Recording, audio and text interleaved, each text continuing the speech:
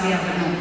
Ve skladbě Motoš se nám představí Dominika Drábková, Kristýna Matušková, Nikol Penková, Tamia Vivien Vyňanská a Karolína Penková.